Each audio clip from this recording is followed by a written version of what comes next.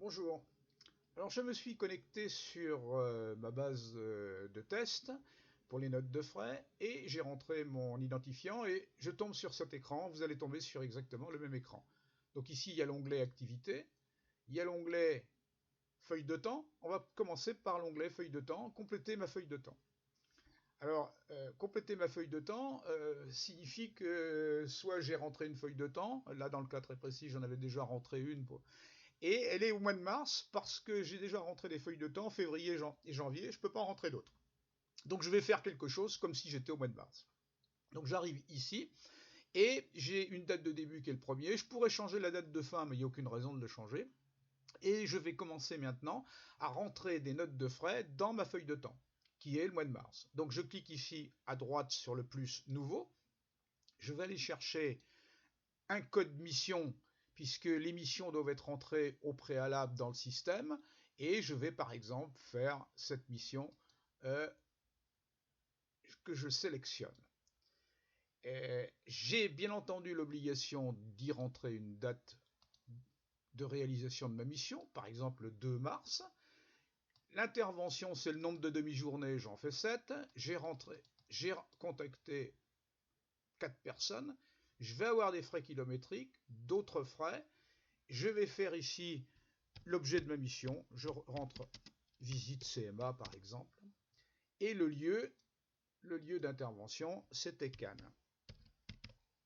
Je vais confirmer cette note de frais. À partir de là, je dirais, je vais avoir la possibilité de rentrer plus d'informations en ajoutant mes nouveaux frais. Alors je clique sur frais et je vais avoir donc des frais kilométriques. Et vous voyez que j'ai plusieurs notes de frais parce que le système s'est encore pas purgé, mais je prends celle du haut et je vais mettre bien entendu la distance parcourue. J'ai fait par exemple 25 km en venant de Nice. La ville d'arrivée, c'est toujours Cannes.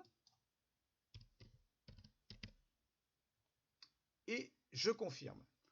Je vais aller ici à l'onglet Autres frais parce qu'il va falloir que je rentre effectivement des frais. Bon, par exemple, des frais de parking, de transport ou autre. Je vais par exemple prendre celui-ci.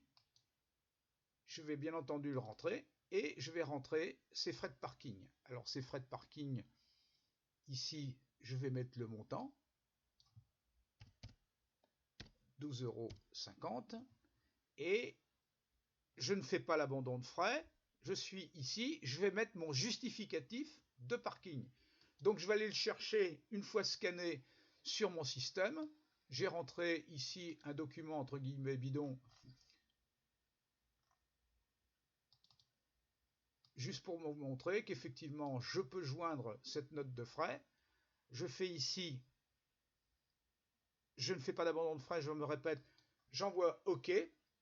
Et à partir de là, je dirais ma note de frais, il n'y a plus qu'à la sauvegarder et elle est prête, je dirais, à être envoyée. Alors il suffirait bien entendu d'aller ici, cliquer pour validation DD pour qu'elle parte. Rappelez-vous, il faut impérativement avoir la dernière note de frais prise en compte sur le mois de mars pour envoyer une validation DD. Là, je le fais, c'est sur la base de test. À partir de là, je vérifie bien. Je ne pourrai plus ajouter.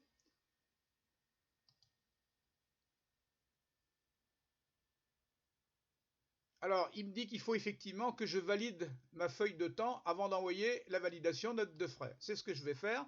Je vais aller sur ma validation DD pour... Voilà.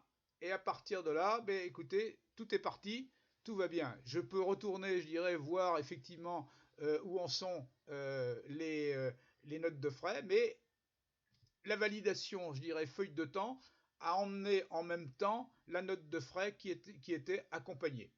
Donc voilà, j'ai fini, je dirais, mon travail. Et maintenant, je suis dans un statut qui est effectivement attente de validation DD.